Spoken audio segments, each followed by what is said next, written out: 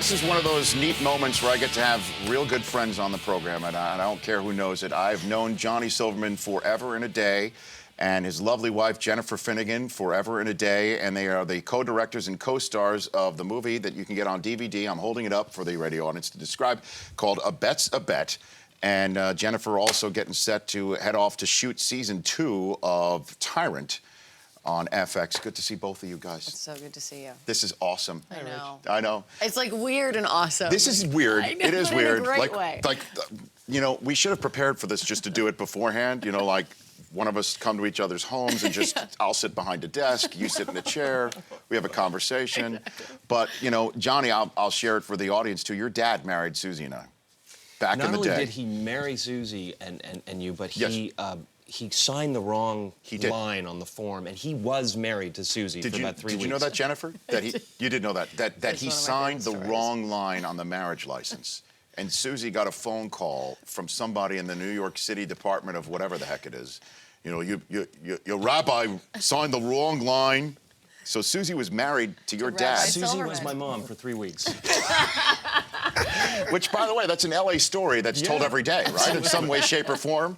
Right? That's such an LA story. That's so good. So where did you guys watch the Super Bowl? Where did you guys watch Super Bowl 40? Separately. Well, I left early in the morning, Sunday morning, in order to get home and watch it with a bunch of friends. I watched it at Rock and Riley Sports Bar, Craig's Bar. Yeah. And Jen watched it from our home in New I Orleans. didn't watch it from our home in New Orleans. That's right. She was at a Major League Baseball player's house. I was at Nick Swisher and Joanna Garcia's house. Look at you guys. I was also invited, name drop, to the Loomises to watch it, but I was too hungover to go all the way over Wait a minute, there. hungover in New Orleans. What? That is, I've never heard that story a before. concept. So you guys you're friendly with Mickey Loomis, the general manager of the Saints? Actually, really good. So is the Saints your adopted team, essentially, here? Absolutely. You know, Jen's Canadian, so she grew up with no football.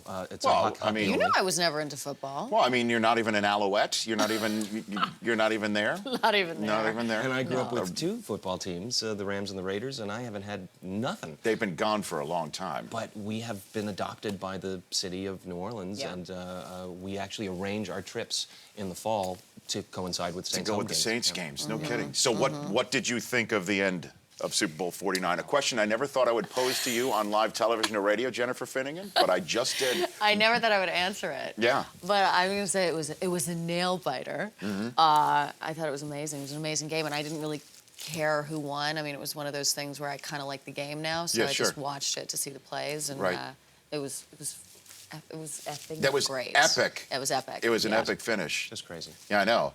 And so... and I felt for the other team. That's such a girly thing to say. I felt so bad for the Seahawks. Right. But that said, you know, you do feel bad for him, you know, because I mean, I still can't believe it happened. I mean, I look at the play over and over and over again. I can't even believe it got to that point. I can't even believe the catch that was made, you know, moments prior to that. Right. That was insane. That was it insane. Never should have even gotten that far. And the fact that it did, and then flipped around. And all the Patriot fans were thinking it's happening again, where somebody makes a circus catch against us and we're going to lose a Super Bowl again. And then, you know, Tom Brady goes ahead and he gets his 4th ring. I'm with Jonathan Silverman and Jennifer Finnigan, the co-stars and co-directors of A Bet's a Bet. What was it like for you guys to be working together like this? Well, you know us pretty well. I mean, we get, like, we're not fighters. We get along pretty well, but this was completely new territory. I mean, we didn't know how, you just never know until you try it. Yeah, sure. It was good. She's an amazing director. He's an I'm amazing okay. director. I'm No, okay. you're good. You're I've good. done it once before. But like we're good in myself, different ways, right? She's fantastic. We complement each other,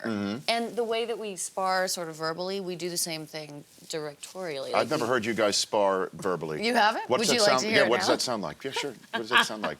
I can't do it on the spot. I do it in Spanish, and We she can does it in spar French. physically for That's you. right. You do it in a second language.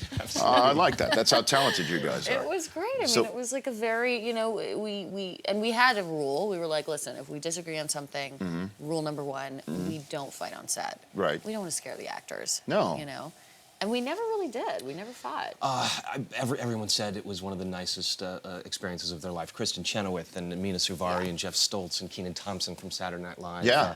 It's a great group of I people. think It's we a fought really about the funny movie. tits. Did we fight about the tits? We always fight I about was tits, like, but what we are you don't saying? need tits in the movie. Oh, in the movie. Oh, gosh, no, I thought you meant something else.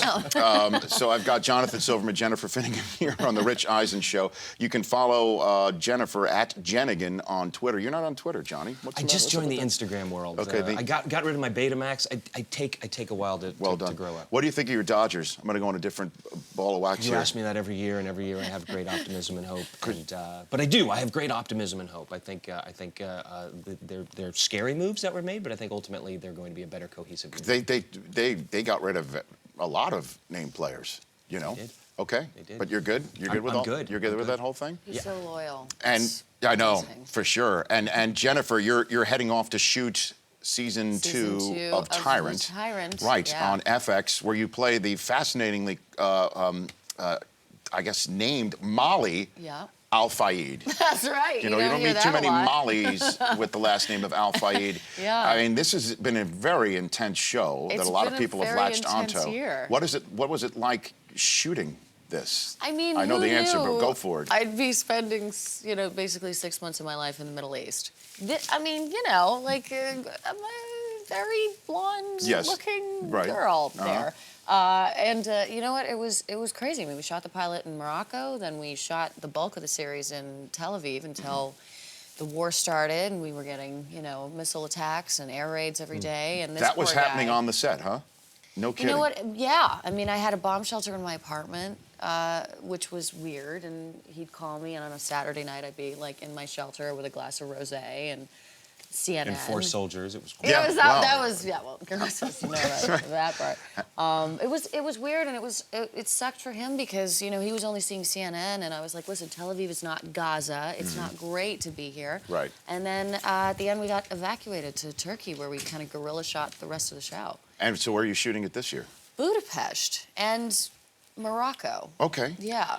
I'm rooting for season 3 in Burbank. If that could be arranged. I don't know who's the tyrant of Burbank, though. You know what I mean? There's probably somebody. There's a lot of them. I'm Yeah, sure we could find. I mean, the ghost of Bob Hope maybe is the tyrant of Burbank.